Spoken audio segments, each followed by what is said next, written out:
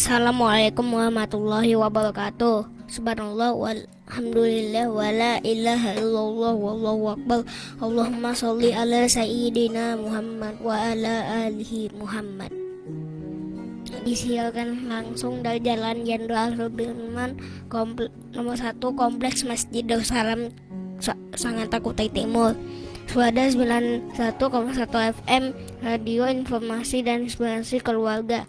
Alhamdulillah, sahabat Suara, hari ini edisi Sabtu tanggal 8 Rabiul Awal tahun 1445 Hijriah atau bertepatan dengan tanggal 23 September tahun 2023. Sahabat siang Anda Alif kembali menyapa sahabat di program Aku Bisa On Air, Zona Inspirasi Sore.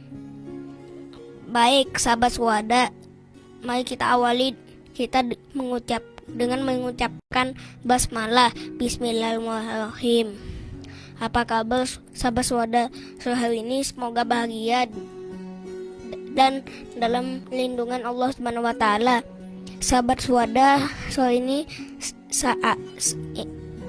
saya akan berbagi dengan sahabat semua tentang hal-hal penting dan bermanfaat untuk semua. Insya Allah sore ini kita akan bercerita tentang Nabi Yusuf alaihi salam.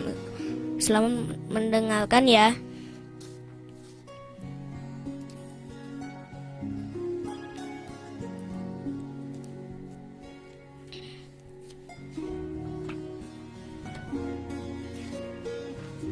Bismillahirrahmanirrahim.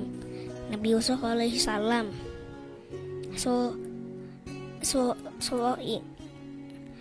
Kisah ini di surah ini ada di firman Allah di surah Yusuf ayat 1 sampai 111. Nabi Yusuf adalah putra Nabi Yakub bin Ishak bin Ibrahim. Sejak kecil beliau terkenal karena sifatnya yang sabar, istiqomah dan menghindari perbuatan tercela. Allah memberi sifat syidik yang artinya amat dipercaya. Oleh karena itu beliau namanya Yusuf Al-Syidik. Ketika kecil, Nabi Yusuf bermimpi. Beliau melihat 11 bintang, bulan dan matahari bersujud kepadanya. Beliau menceritakan mimpinya kepada ayahnya, Nabi Yakub. Dan Nabi Yakub mengetahui bahwa kelak anaknya akan memiliki kedudukan tinggi dan derajat yang agung, baik maupun dunia dan akhirat. Nabi Yakub berkata kepada Nabi Yusuf, "Wahai anakku, janganlah engkau menceritakan mimpimu kepada saudara-saudaramu. Mereka akan membuat tipu daya untuk membisanakanmu. Sungguh, setan adalah musuh jelas bagi manusia." For your information, kalau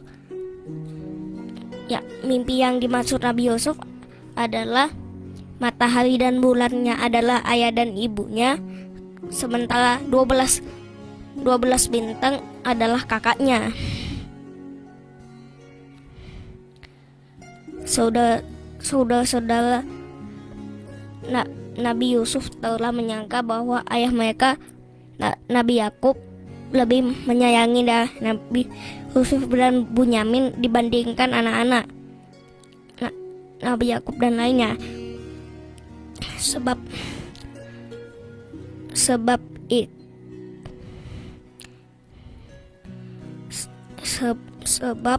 mereka membuat rencana jahat terhadap Nabi Yusuf.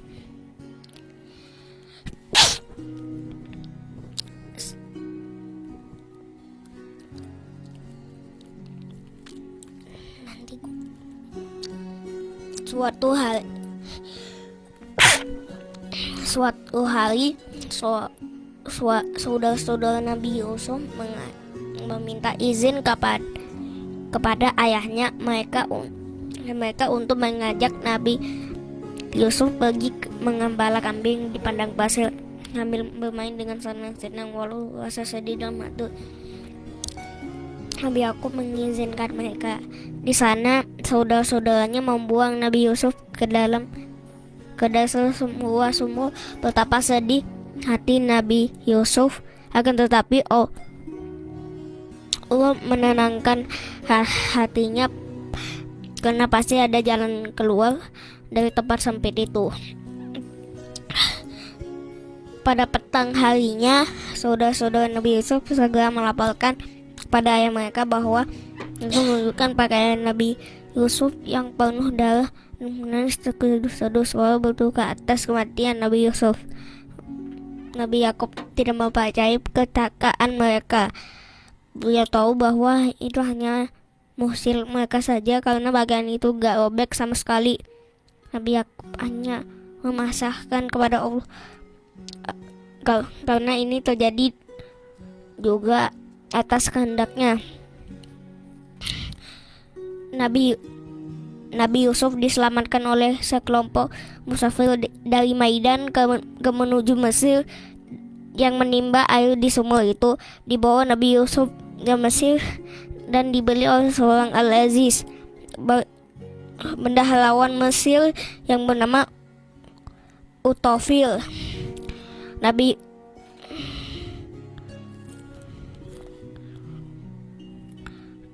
Nabi Yusuf tinggal di kediaman Al-Aziz. Nabi Yusuf tumbuh menjadi pemuda yang tampan dan cerdas. Istri Al-Aziz bernama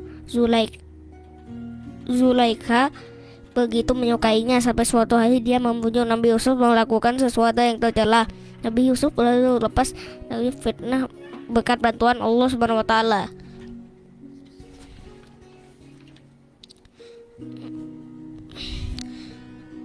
Betapa malunya Zulaikha karena terbukti bersalah terhadap Nabi Yusuf. Perempuan itu mencela perbuatan Zulaikha karena tidak ingin disalahkan. Zulaikha mengundang perempuan itu kediaman, disuguhkan makanan yang dipotong dengan pisau lalu datang ke tengah-tengah mereka tanpa melakukan mereka tanpa sadar mereka mereka sendiri. Setelah peristiwa itu Nabi Yusuf dimasukkan ke penjara karena dianggap bersalah oleh pembesar Mesir. Hal ini dilakukan untuk menutupi aib Zulaikha, walaupun sebenarnya Yusuf tidak melakukan suatu perbuatan tercela. Suatu hari di dalam penjara, dua teman Nabi Yusuf bercerita tentang mimpi mereka. Teman pertama dia bercerita dia memesan guru untuk buat minum hammer. Sedang teman lain bermimpi kalau ia menjunjung roti di atas kepala mereka dan tiba-tiba roti itu dimakan burung. Atas rahmat Allah, Nabi Yusuf dapat mengatirkan mimpi itu. Pertama segera bebas dari penjara, orang kedua akan dihukum mati dan dimakan burung. Kemudian terjadi apa dikatakan Nabi Yusuf. Karena kemauannya itu, Nabi Yusuf diminta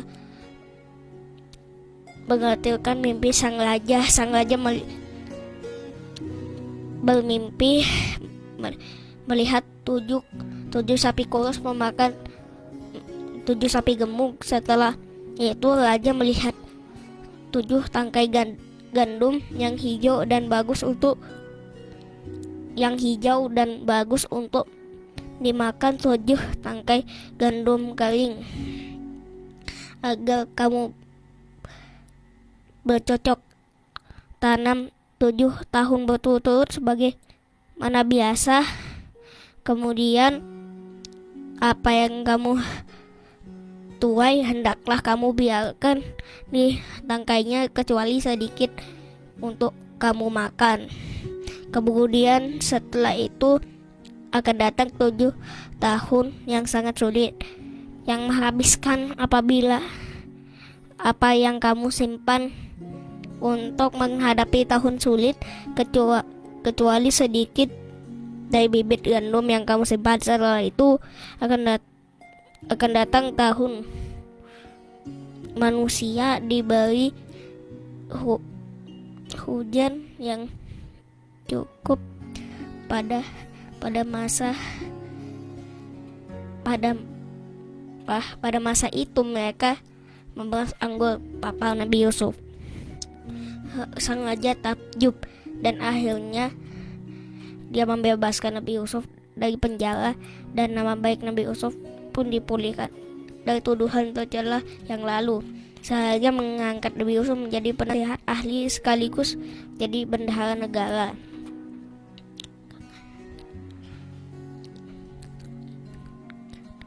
Pada saat masa pancaklik tiba, Nabi Yusuf meminta kedatangan saudara-saudaranya di istana. Mereka meminta bantuan makanan dan tidak mengenali tuduh mereka. Nabi Yusuf telah tumbuh jadi dewasa. Nabi Yusuf meminta mereka membawa Bunyamin ke istana agar mereka mendapatkan bahan makanan yang diperlukan. Dengan berat hati Nabi Yusuf yang telah buta karena sedih akan mengizinkan Bunyamin dibawa ke istana. Akhirnya mereka pun tahu bahwa menteri istana itu adalah adik mereka yang dulu dijebloskan ke dalam sumur. Betapa bahagianya Nabi Yakub ketika Nabi Yusuf telah ditemukan. Berkarunia Allah, kedua mata Nabi Yakub dapat melihat kembali setelah mengusapkan baju Nabi Yusuf ke wajahnya. Nabi Yakub akhirnya bisa berkumpul kembali bersama semua keluarganya di Mesir. Kakak-kakak Nabi Yusuf semuanya meminta maaf dengan atas perbuatan mereka yang lalu. Akhirnya hidupnya Nabi Yusuf senantiasa berjuang di jalan Allah. Allah telah memuji Nabi Yusuf dalam Al-Quran. Sungguh dia Yusuf termasuk hamba kami yang terpilih. Pesan untukmu, sesungguhnya semua perbuatan jahat yang ditutupi akan ketahuan juga akhirnya. Teman-teman, seperti perbuatan saudara Nabi Yusuf, yaitu bersyukur Nabi Yusuf mau memaafkan mereka. Hal itu juga mengajar kita harus lalu memaafkan orang lain.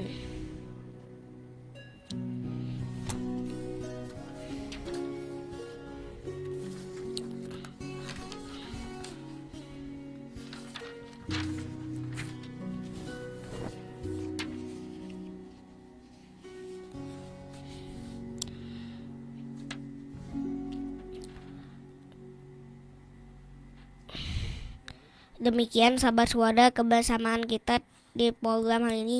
Kasih atas partisipasinya, semoga Allah membalasnya dengan pahala yang berlipat ganda. Amin ya rabbal alamin.